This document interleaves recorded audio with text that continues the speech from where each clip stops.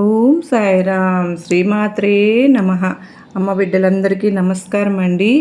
అందరికీ కూడా అమ్మవారు ఈరోజు ఒక 8 శక్తివంతమైనటువంటి మాటలు చెప్తూ ఉన్నారు. ఈ సందర్భంలో మీకందరికీ కూడా నేను ఒక మాట చెప్తానండి.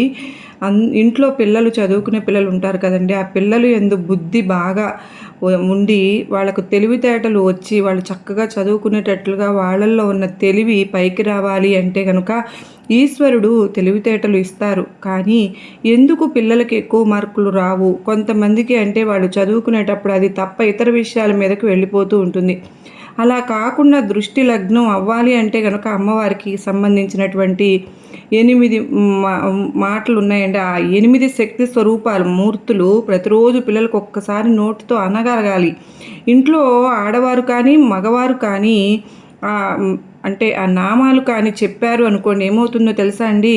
నేను చెప్పడం లేదు, మహర్షి వారికి, దుర్వాస మహర్షి వారికి ఆర్యద్విషతిలో అమ్మవారే స్వయంగా కళ్ళ ఎదుట కనపడింది, దర్శనం ఇచ్చిందనమాట. దర్శనం ఇచ్చి అమ్మ చెప్పించింది ఆయనతోటి. ఇక ఇవి ఎవరు చెప్తూ ఉన్నారు? ఆ ఇంట ఆడవారికి మంగళ అంటే మంగళసూత్రాన్ని నేను కాపాడుకుంటాను, ఆ ఇంట అమంగళం అనేది జరగడం అనేది ఉండదు, ఆడవారి పసుపు కుంకాలకి నేనే రక్ష, పిల్లలు చదివితే పిల్లలకు మంచి విద్యాభ్యాసం కలుగుతుంది, మంచి బుద్ధులు కలుగుతాయి అని మహర్షి వారికి చెప్పారనమాట. పిల్లలను అమ్మ రక్షిస్తాను అని అభయం ఇస్తున్నారు. ఆ 8 మూర్తులు మనం కనుక తెలుసుకుని 8 శక్తులని కూడా మనం గనక మనం పఠించినట్లయితే మనం ఇంట్లో రోజు చెప్పుకుంటాం కదండి. అనుకుంటూ గనక చెప్తూ ఉంటే ఒకవేళ భర్త ఎవరికైనా సరే ఏదైనా ప్రమాదంలో వాటిల్లుతూ ఉన్న వాళ్ళ ఇంట్లో అమ్మవారు రక్షిస్తూ ఉంటుంది.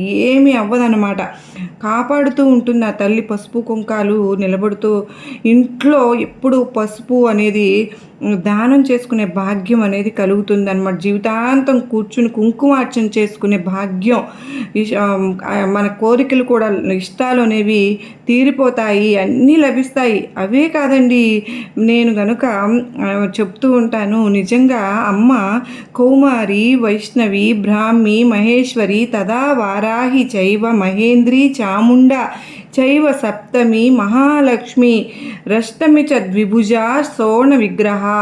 ఈ వీళ్ళందరికీ కూడా తలుచుకున్నాం అనుకోండి. యనమండుగురు ఎక్కడున్నారో తెలుసా అండి? మనకు బాగా దగ్గరలో ద్రాక్షారామ క్షేత్రంలో ఉన్నారనమాట. వీళ్ళు అష్టమూర్తులు అంటారు కదండి, బ్రహ్మీమూర్తులు అని కూడా అంటారు వీళ్ళను. కానీ మనం తలుచుకుంటే ఈ అష్టశక్తుల పేర్లు నోటితో పిల్లలు పలికినా సరే, మనం ఆడవారు పలికిన, మగవారు పలికిన అమ్మవారి యొక్క అనుగ్రహం మనకు కలుగుతుందండి. భద్రం భక్షలయంతు బ్రాహ్మి ముఖ్యాస్య మాతారోస్మాకం భద్రం భద్రం భద్రం. ఏ ప్రమాదము లేకుండా ఆడవాళ్ళు సౌభాగ్యంతో అందరూ సంతోషంగా ఉంటారు. ఇవన్నీ ఎవరు చెప్పారో తెలుసా అండి? అమ్మవారే బ్రహ్మాది దేవతలతో, ఋషులతో వేరు వేరు సందర్భాల్లో చెప్పించారు. నేను ఇందాక మనం అనుకున్నాం కదా, దుర్గా సప్తసతి, నేను చెప్తున్నది ఆర్యాసతి. ఇవన్నీ బ్రహ్మోపేంద్ర మహేంద్రాది దేవస్తుం వైభవం తల్లి ఎక్కడెక్కడ ఎవరితో ఏ స్తోత్రాలు చేయించి అవి చేస్తే మీరు రక్షింపబడతారో వాటిని మనకు అందించింది ఋషుల చేత. అవి మనతో ఇవాళ చెప్పిస్తూ ఉండడానికి కారణం అది.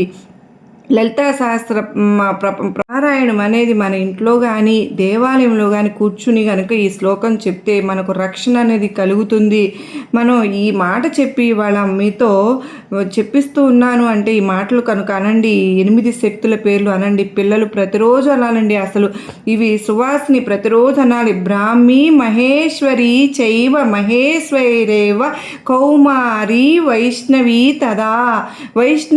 తదా వారాహి వారాహి చైవ మహేంద్రి శైవ మహేంద్రి చాముండా చైవ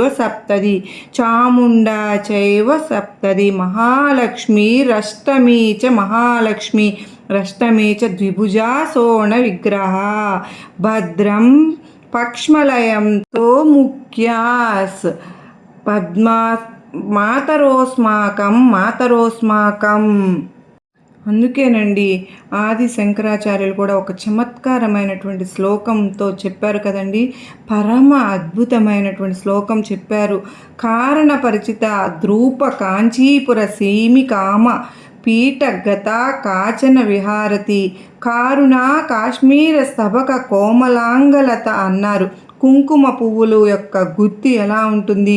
అంత ఎర్రగా, అంత సౌకుమార్యంగా, అంత లావణ్యంగా, అంత కోమలంగా ఉన్నటువంటి ఓ ఎర్రటి తీగ ఒకటి కాంచీ క్షేత్రంలో ఉంటుందిట.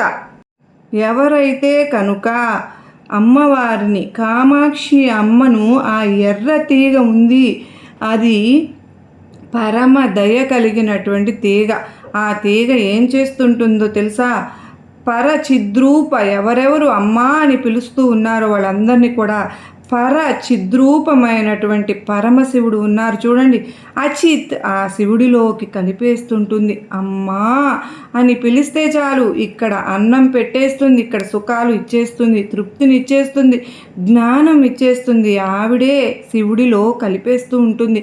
కానీ ఆ అమ్మ మాకు కనబడడం లేదని బెంగ పెట్టుకున్న వాళ్ళ కోసం కుంకుమ పువ్వుల గుత్తి ఎంత ఎర్రగా, ఎంత అందంగా ఉంటుందో అంతటి ఎర్రతనంతో నాజూకైనటువంటి తీగ అల్లుకున్నట్లు కామాక్షి రూపంలో ఆ కంచి క్షేత్రంలో నా తల్లి నిలిచి ఉంది అంటూ ఉంటారు ఆది మూకశంకరులు. కనుక కాంచి వడ్డాణం నాభికి తగులుతూ ఉంటుంది. అక్కడ ఉన్నది అమ్మ.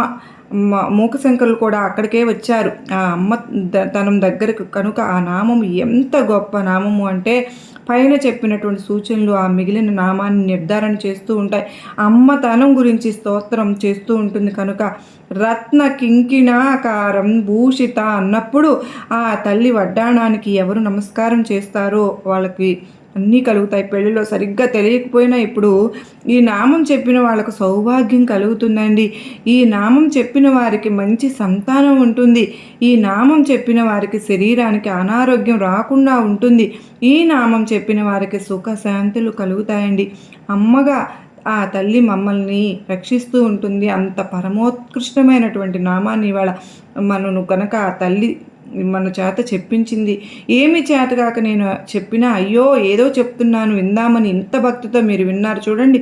మనందరికీ ఆ తల్లి తరింపు చేసినందుకు ఆ అమ్మ పాదపద్మములకు నమస్కరించుకుంటూ ఇంత గొప్ప తిథి రోజున చక్కగా ఇవాళ మనం అమ్మవారి దర్శనాన్ని చేయాలి అని చెప్పి శాస్త్రం. అందుకే ఇవాళ మనం ప్రత్యేకంగా శ్రద్ధ తీసుకుని అమ్మవారిని ఇవాళ సర్వ శుక్ల సరస్వతి తల్లి అలంకారం ప్రత్యేకంగా మనకు ఈరోజు ఇవాళ ఇక్కడ నుంచి వచ్చి అలంకారం అమ్మ మనకు చక్కని మంచి మంచి మాటలు ఈరోజు మనకు చక్కగా చెప్పారు కదండి. మరి నిజంగా అమ్మ లలితా సహస్రానికి మించినది ఇంకోటి లేదు.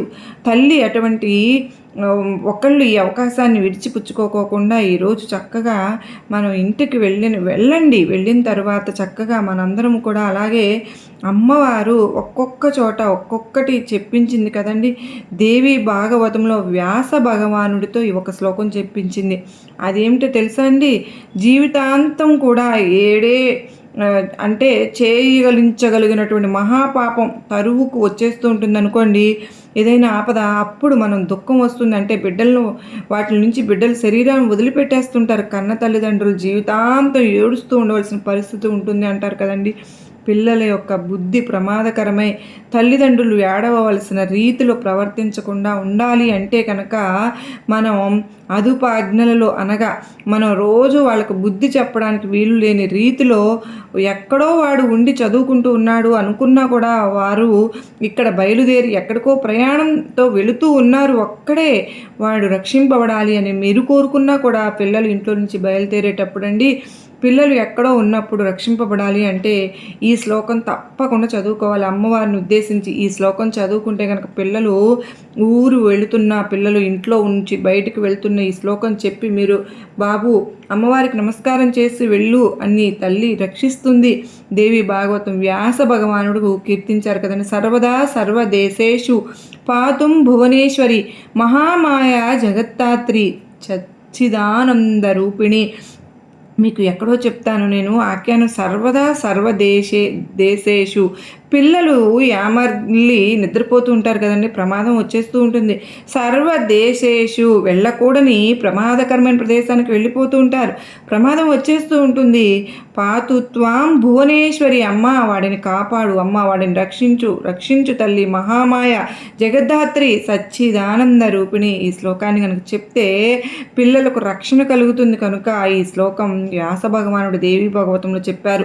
దీన్ని మనం కనుక ప్రతిరోజు చెప్పవలసి ఉంటుందండి. పిల్లల క్షేమం అక్కర్లేదు అన్నవాళ్ళు ఏ తల్లిదండ్రులు ఉంటారండి చెప్పండి.